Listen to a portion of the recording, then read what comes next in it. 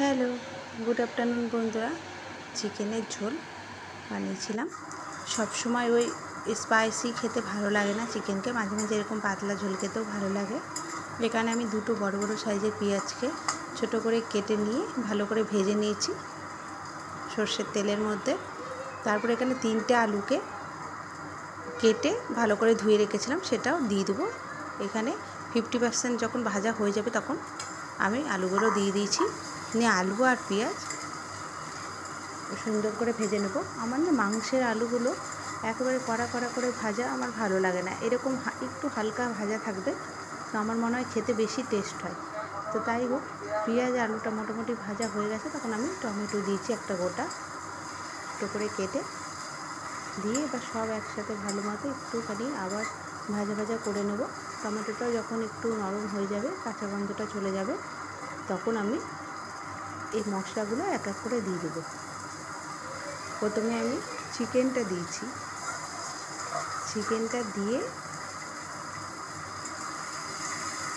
সব একসাথে ভালো মতো কষে নেবো। এখানে আমার 400 গ্রামের মতো চিকেন আছে পরিমাণটা চিকেনের।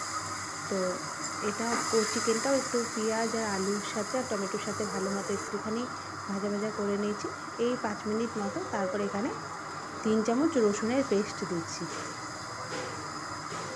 2 চামচ আদার পেস্ট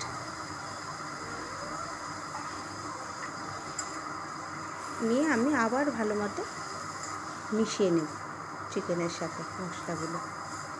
কিছুক্ষণ ভাজা হওয়ার পর তারপর আমি বাকি মশলাগুলো এখানে দিয়ে দেব।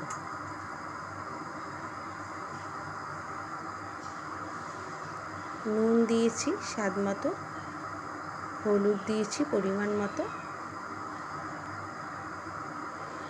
ঝাল লঙ্কার গুঁড়ো দিয়েছি, কাশ্মীরি লঙ্কার গুঁড়ো দিয়েছি একটু কালারের জন্য, আর বাকি একটুখানি জল দিয়ে আবার সব মশলার সাথে মাংসটাকে ভালো মতো মিশিয়ে নিচ্ছি। নিয়ে তারপরে আবার বাকি মশলাগুলো এখানে দিচ্ছি। এখন আমি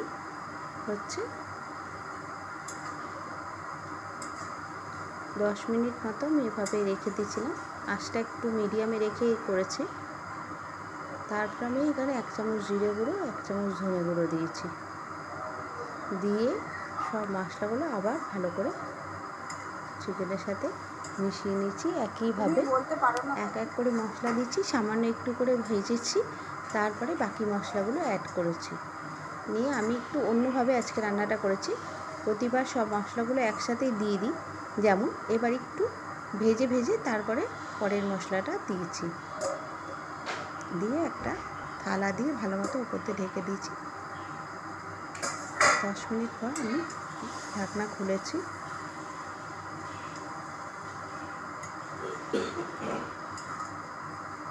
ঢাকনা খুলে আবার ভালো মতো কষে নিয়েছি। এখন শুধু আমার কাজ হচ্ছে ভালো মতো কষিয়ে নেওয়া। আমার সব মশলা এখানে চিকেনের মধ্যে আমি অলরেডি দিয়ে দিয়েছি।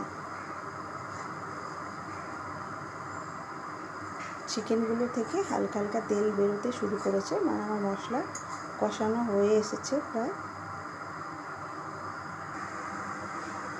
মশলাটা কষানো একেবারে কমপ্লিট। এবার আমি গরম মশলা দিয়ে দিয়েছি। আগে গরম মশলার একটু কাসুরি মেথি দিয়েছি, দিয়ে আমি আবার ভালো মতো চিকেনের সাথে মিশিয়ে দিয়েছি গরম মশলার কাসুরি মেথিটা। কাসুরি মেথি যখন একটুখানি ভাজা ভাজা হয়ে যাবে মাংসটার সাথে, তখন আমি ওপর থেকে জল দিয়ে দেবো। ব্যাস, চিকেনের ঝোল একেবারে রেডি। তো কেমন লাগলো অবশ্যই জানিও, ভালো লাগলে লাইক কমেন্ট শেয়ার করে দিও। আর যদি খুবই ভালো লাগে তাহলে আমার চ্যানেলকে সাবস্ক্রাইব আর পেজকে ফলো করে দিও। এই দেখো চিকেনের পাতলাতে খুব ভালো হয়েছিল খেতে। টাটা, আজ তবে আসি।